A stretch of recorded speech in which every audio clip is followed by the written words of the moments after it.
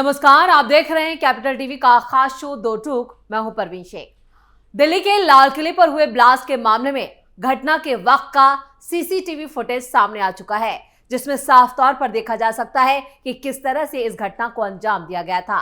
शाम 6:50 पर एक चलती हुंडई i20 कार में जोरदार विस्फोट हुआ, जिससे आसपास खड़ी कई गाड़ियां आग की चपेट में आ गई। अब तक 12 लोगों की जान जा चुकी है और 20 से ज्यादा लोग घायल होने की पुष्टि की गई है। घायलों का इलाज एलएनजेपी अस्पताल में जारी है। जांच एजेंसियां मौके पर हैं और एनआईए ने केस संभाल लिया है। शुरुआती जांच में सामने आया है कि विस्फोट में अमोनियम नाइट्रेट और डेटोनेटर का इस्तेमाल किया गया। फरीदाबाद टेरर मॉड्यूल में डॉक्टर्स की टेरर टोली पकड़ी गई है। आदिल पकड़ा जा चुका है, मुजम्मिल अरेस्ट हो चुका है, परवेज हिरासत में है।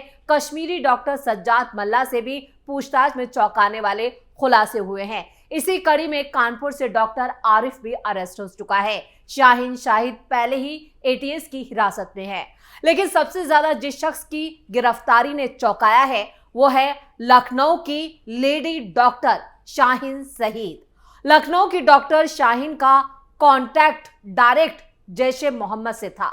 वो इसके लिए फंड जुटा रही थी, साजिश का ब्लूप्रिंट तैयार कर रही थी। हर कोई सोच रहा है कि लखनऊ की एक महिला डॉक्टर तक आखिर जैशे मोहम्मद कैसे पहुंच गया। मसूद अजहर की आतंकी टोली से उसका कनेक्शन कैसे फिट हो गया। इस लेडी डॉक्टर के जरिए मसूद अजहर का असल मंसूबा क्या था, सब कुछ आपको बताएंगे अपने इस खास शो में। आतंकी शाहीन का बड़ा कबूलनामा, खोल दिया आतंक का सारा सच। परवेज से करती थी सीक्रेट चैट।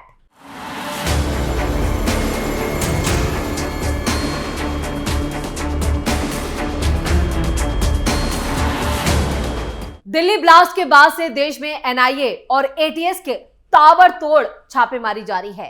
खासतौर से मुस्लिम इलाकों में जांच टीमों की दबिश ज्यादा है। मेरठ से लेकर कानपुर तक एटीएस धरपकड़ कर रही है। मुस्लिम इलाकों से अब तक सैकड़ों लोगों को हिरासत में लिया गया है और खासतौर से मुल्ला मौलवियों पर नजर रखी जा रही है, जिनमें डॉक्टर आरिफ की गिरफ्तारी ने भी कई बड़े खुलासे किए हैं। लाल किला ब्लास्ट के एक दिन पहले ही डॉक्टर शाहीन को गिरफ्तार किया गया था। डॉक्टर शाहीन का यूपी के कानपुर से बड़ा कनेक्शन सामने आया। कानपुर के मेडिकल कॉलेज में डॉक्टर के रूप में तैनाती के बाद से ही शाहीन इसी दौरान कानपुर के केपीएम अस्पताल में तैनात रहे और जफर हयात के संपर्क में आई। दोनों ने 2003 में शादी भी कर ली। हालांकि सिर्फ 10 साल ही इनकी शादी चली और 2013 में तलाक हो गया। उस दौरान उनके 2 बच्चे भी हुए। एक्स हस्बैंड ने खोला शाहीन का बड़ा राज। दरअसल डॉक्टर शाहीन अपने पति के साथ ऑस्ट्रेलिया जाना चाहती थी, मगर उन्होंने जाने से मना कर दिया, जिसके बाद उसने तलाक ले लिया और दोनों बच्चे डॉक्टर जफर हयात के पास ही रहे। उसके बाद डॉक्टर शाहीन कहां चली गई ये किसी को नहीं पता चला और इस बीच लगातार वो एब्सेंट रहने पर 2021 में मेडिकल कॉलेज से उसे रिस्ट्रिक्ट कर दिया गया। जब वो अपने पति को छोड़कर गई थी तो बच्चे बहुत छोटे थे। तब से लेकर अब तक उसने उनसे संपर्क तक नहीं किया। कानपुर में केपीएम अस्पताल में डॉक्टर जफर हयात का यह भी कहना है कि वो लंबे वक्त से उनके संपर्क में नहीं है। कहां है, क्या कर रही है, मुझे मालूम तक नहीं। अचानक से मुझे पिछली रात ही ये जानकारी मिली और पता चला कि उनके आतंकी कनेक्शन है। फिलहाल सुरक्षा एजेंसियां डॉक्टर से पूछताछ के लिए भी पहुंची हैं। लगातार उनके एक्स हस्बैंड से भी पूछताछ जारी है। आपको बता दें कि शाहीन को लेकर लगातार कई बड़े खुलासे हो रहे हैं। आतंकी शाहीन का प्रयागराज कनेक्शन। शाहीन का प्रयागराज कनेक्शन भी सामने आया है। प्रयागराज में रहकर उसने पढ़ाई की थी। इसके बाद कानपुर में उसने नौकरी की थी। यूपी एटीएस ने 11 नवंबर को शाहीन के घर पर छापेमारी की और उसके पिता से भी पूछताछ की थी। शाहीन के पिता ने ही ये जानकारी दी थी कि वो पिछले 1.5 साल से लखनऊ नहीं आई है और उन्होंने उससे आखिरी बातचीत करीब 1 महीने पहले की थी। शाहीन फिलहाल जांच एजेंसियों की गिरफ्त में है, जहां उससे सारे सच उगलवाए जा रहे हैं और जो जो जानकारियां सामने आ रही हैं उससे जांच अधिकारियों के भी होश फाख्ता हैं। मीडिया रिपोर्ट्स में भी यह दावा किया गया है कि शाहीन आतंकी मसूद अजहर की बहन के कहने पर ही भारत में देश विरोधी आतंकी ऑपरेशंस को अंजाम दे रही थी। आतंकी भाई बहन का अब खुलेगा राज। दिल्ली धमाके की जांच लगातार आगे बढ़ रही है। इसी कड़ी में जम्मू कश्मीर पुलिस और यूपी एटीएस की जॉइंट टीमें लखनऊ में डॉक्टर शाहीन शाहिद और कानपुर में डॉक्टर आरिफ और उसके भाई डॉक्टर परवेज अंसारी के घरों पर भी 11 नवंबर को छापेमारी की गई थी। टीम को तलाशी के दौरान लैपटॉप, मोबाइल फोन और कई अहम दस्तावेज मिले थे, जिनकी फॉरेंसिक जांच में कई बड़े खुलासे हुए हैं। जांच एजेंसियां अब बरामद डिजिटल डिवाइसेस से मिले डाटा का विश्लेषण करके नतीजे तक पहुंच चुकी हैं। यानी देश में कई जगह आतंकी घटनाओं को अंजाम देने का प्लान किया गया था। खबरों के मुताबिक शाहीन और परवेज का नाम एक चैटबॉट ग्रुप से जुड़ा है, जिसमें आतंकवादी साजिश से जुड़ी बातचीत भी सामने आई। लखनऊ के उसके घर पर बीते दिन एटीएस ने सर्च ऑपरेशन चलाया था। घर के अंदर मौजूद डॉक्टर शाहीन के भाई मोहम्मद शोएब ने कहा कि हमें समझ नहीं आ रहा कि शाहीन और परवेज का नाम ऐसे गंभीर मामले में कैसे आ गया। अगर वो दोषी हैं तो सजा मिलनी चाहिए, लेकिन जांच निष्पक्ष होना जरूरी है। आतंकी गैंग में शाहीन की एंट्री कैसे हुई? शाहीन का नाम उसी आतंकी नेटवर्क से जुड़ा है जिस नेटवर्क का नाम दिल्ली ब्लास्ट में सामने आया। डॉक्टर शाहीन प्रतिबंधित आतंकी संगठन जैश ए मोहम्मद की महिला इकाई जमात उल मोमिनात का हिस्सा है। उसकी जिंदगी काफी विवादों में रही।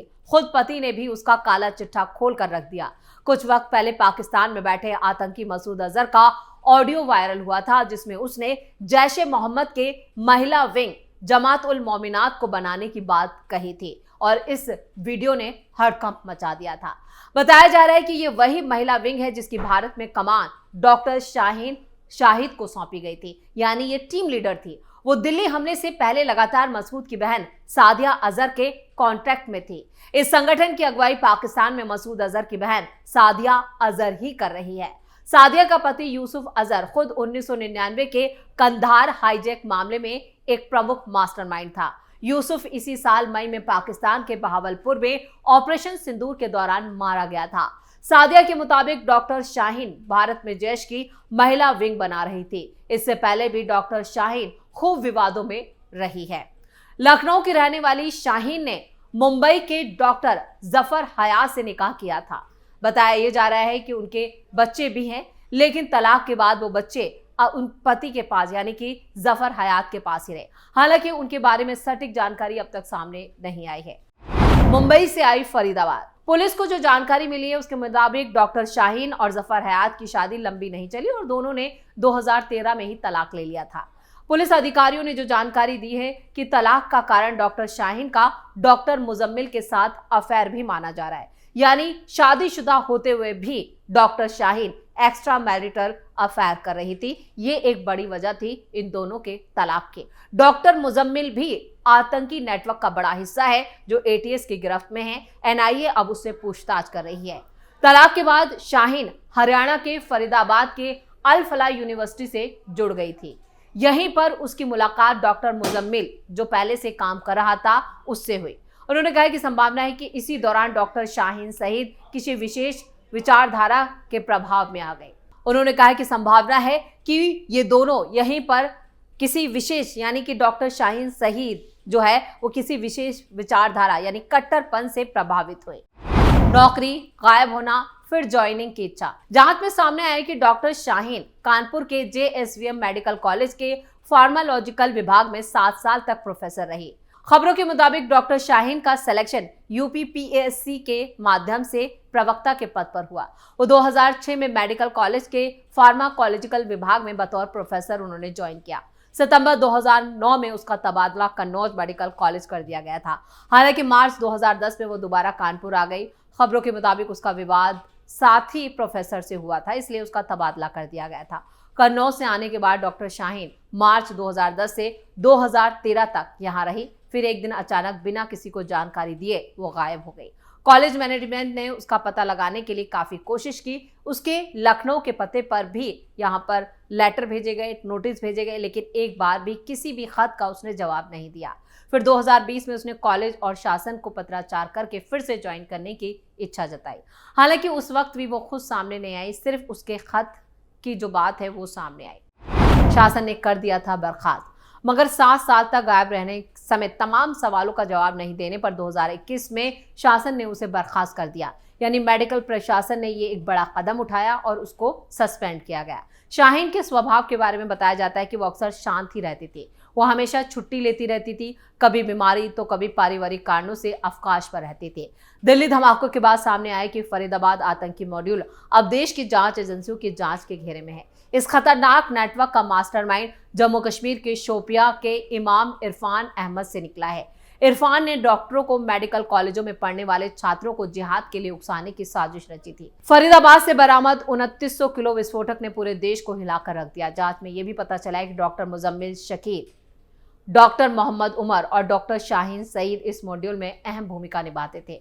इरफान के कहने पर ही इलाके में जैश के पोस्टर भी लगाए गए थे, जिसके बाद डॉक्टर आदिल की गिरफ्तारी हुई थी। यानी एक डॉक्टरों का पूरा नेटवर्क तैयार किया गया था और इस डॉक्टरों के नेटवर्क में सबसे अहम कड़ी जो थी वो डॉक्टर उमर, डॉक्टर मुजम्मिल और डॉक्टर शाहीन सईद थी। शाहीन सईद जो थी वो कई लड़कियों को बरगला कर अपनी टीम बनाने की तैयारी भी करी थी और इसी कड़ी में यूपी से कई सैकड़ों कट्टरपंथी जो हैं वो एटीएस के हत्थे चढ़ चुके हैं और इस पूरे नेटवर्क को ध्वस्त करने के लिए अब हर कड़ी को जोड़ने की कोशिश की जा रही है और बताया जा रहा है कि इसे के तार देश के और कौन कौन से हिस्सों में। लेकिन यूपी से जिस तरह से ये पूरा मामला सामने आया है उसने भी जांच एजेंसियों के पैरों तले जमीन खिसका दी है।